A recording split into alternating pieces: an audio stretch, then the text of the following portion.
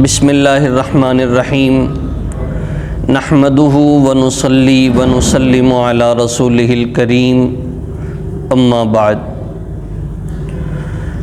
سوال پوچھا گیا کہ اگر کچھ نمازیں قضا ہو جائیں خدا نخواستہ اور بعد میں ان نمازوں کو ادا کرنا چاہیں قضا کی صورت میں، تو اس میں کتنی رکعات پڑھی جائیں گی؟ یعنی مثال کے طور پر اگر کوئی شخص آج کے دن کل کی نماز کی قضا کرنا چاہتا ہے، فجر کی نماز، ظہر کی نماز، عصر کی نماز، مغرب کی نماز، تو قضا میں کتنی رکعات پڑھی جائیں گی؟ تو اس کا جواب یہ ہے کہ جب ہم کسی نماز کی قضا کرتے ہیں تو قضا صرف فرائض نمازوں کی ہے۔ مثال کے طور پر اگر آج کے دن کل کی فجر کی قضا کر رہے ہیں تو قضا صرف فجر کے 2 فرضوں کی ادا کی جائے گی۔ اسی طرح ظہر کے 4 فرائض کی ادا کی جائے گی۔ اسی طرح عصر کی 4 رکعات کی قضا کی جائے گی۔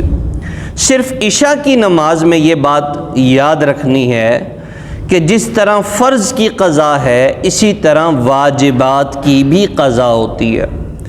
تو عشاء کی نماز کے بعد ہم 3 رکعت نماز وتر جو عموماً پڑھتے ہیں جو واجب نماز ہے، تو اگر عشاء کی نماز کی قضا کر رہے ہوں تو عشاء کی فرض قضا پڑھ لینے کے بعد 3 رکعت نماز وتر بھی ادا کرنی چاہیے۔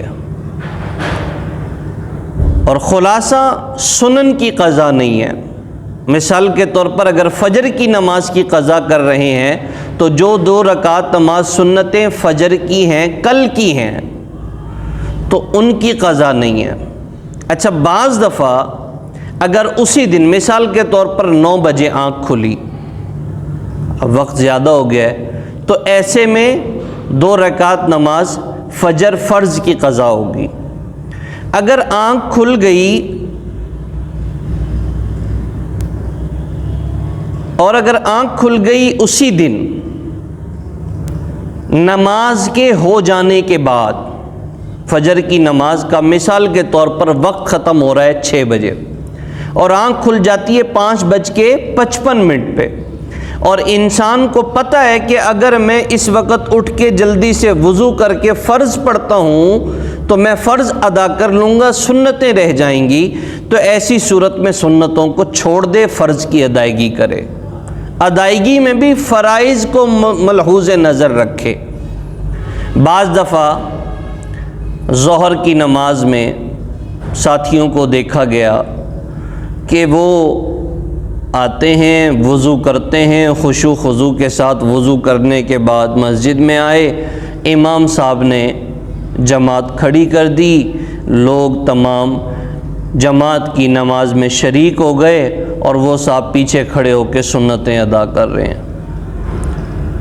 یا وضو کرتے ہوئے ادھر فرض نماز چل رہی ہے، ادھر مسواک لے کے مسواک میں لگے ہوئے ہیں۔